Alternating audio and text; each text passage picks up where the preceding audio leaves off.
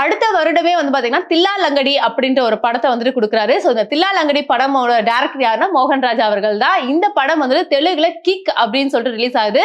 So அபிஷியலா வந்துட்டு இங்க வந்துட்டு தில்லா லங்கடி அப்படின்னு சொல்லி எடுக்கிறாங்க.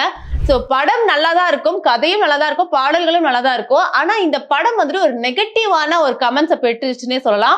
சோ பெரிய அளவுல ஓடல. பாக்ஸ் ஆபீஸ் அளவுல பாத்தீங்கன்னா தோல்வியை கண்டுச்சு இந்த படம். ஏன் அப்படின்னு தெரியல. ஏன்னா வடிவேலு காமெடியும் நல்லா தான் இருக்கும், பட் கதை ரீதியாவும் நல்லா தான் இருக்கும். ஆனா இந்த படம் பெரிய அளவுல ஓடவே இல்லை. 2011ல எங்கேயும் காதல் படம் வந்து கொடுக்குறாரு. அகைன் மறுபடியும் வந்துட்டு நம்மளுக்கு ஒரு மாதிரி சார்மிங்கான ஒரு ஜாலியா துருத்துன்னு இருக்கிற அந்த ஃபாரின் மாப்பிள்ள மாதிரி வந்துட்டு ஜெயம் ரவி அவர்கள் இந்த படம் மூலமா நம்ம மறுபடியும் கிடைக்கிறாரு. இந்த படத்தோட டைரக்டர் நமக்கு எல்லாருக்குமே தெரியும் பிரபுதேவா அவர்கள். சோ இந்த படத்தோட மியூசிக் டைரக்டர் ஹாரிஸ் ஜெயராஜ் அவர்கள். படம் வரும்போது டிவில அந்த பாடல்களை வந்து போடும்போது நம்ம எல்லாருமே டக்குன்னு போய் அந்த டிவி முன்னாடி போய் நிக்கிறது, அந்த பாடலை வந்துட்டு ரசிக்கிறது. அதுவும் ஹன்சிகா வந்துட்டு அந்த படத்து மூலமா தான் வந்துட்டு இன்ட்ரோவே ஆகுறாங்க.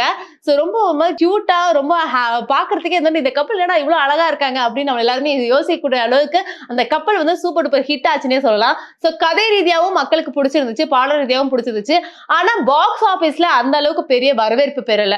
சோ பெண்களுக்கு என்னதான் அந்த படம் பிடிச்சிருந்தாலுமே வந்துட்டு பெரிய அளவுல வெற்றி பெறல. பட் நல்லா ஓடுச்சுன்னு சொல்லலாம். அதுக்கப்புறம் ஒரு வருஷம் கேப் விட்டுட்டு 2013ல ஆதி பகவன் அப்படின்ற ஒரு படத்தை கொடுக்குறாரு. இந்த படத்துல டபுள் ரோல் பண்றாரு. ஒரு ஜெயம் ரவி வந்து பாத்தீங்கன்னா ரொம்ப ஸ்ட்ரிக்ட் அண்ட் தான் நம்ம எல்லாருக்கும் பரிச்சயமான ஒரு ஜெயம் ரவியா இருப்பாரு. இன்னொரு கேரக்டர் வந்துட்டு எந்த ஹீரோக்களும் எடுத்து பண்ண ஒரு தயங்கக்கூடிய ஒரு கேரக்டர் வந்துட்டு ஜெயம் ரவி அப்பவே வந்து பண்ணிருப்பாரு. 2013லயே வந்து பண்ணிருப்பாரு.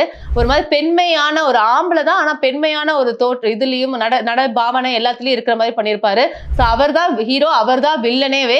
சோ கதை வந்துட்டு மக்கள் மத்தியில ஓரளவுக்கு தான் போய் சேர்ந்துச்சு சொல்லலாம். சோ பாக்ஸ் ஆபீஸ்ல அந்த அளவுக்கு ஒரு ஹிட் கொடுக்கல, ஆவரேஜா தான் போச்சு.